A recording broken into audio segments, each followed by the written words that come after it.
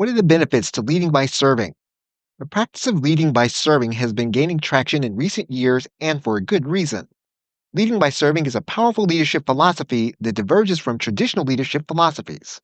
There are many benefits to this innovative approach to leading by serving, such as collaboration and trust.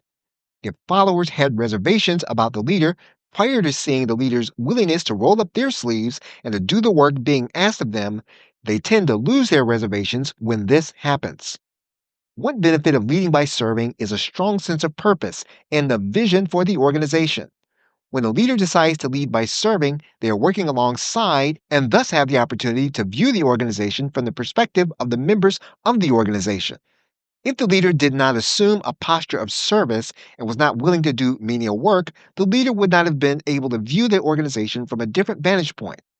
This new perspective enables the leader to provide more comprehensive leadership for the organization. Another benefit is improved listening skills.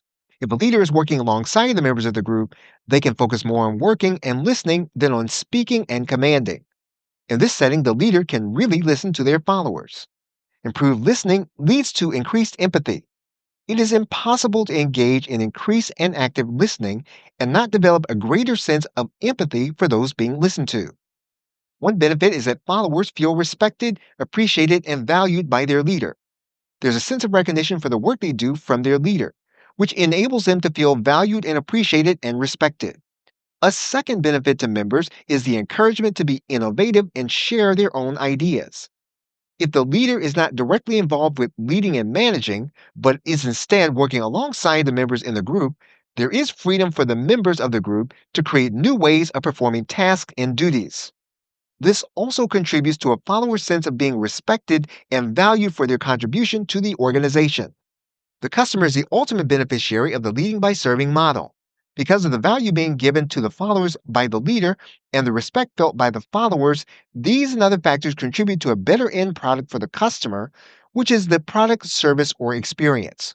When a leader demonstrates care through service to their followers and their followers benefit from the care and service, customers also benefit. Okay, so with that, thanks, and I will see you in another video.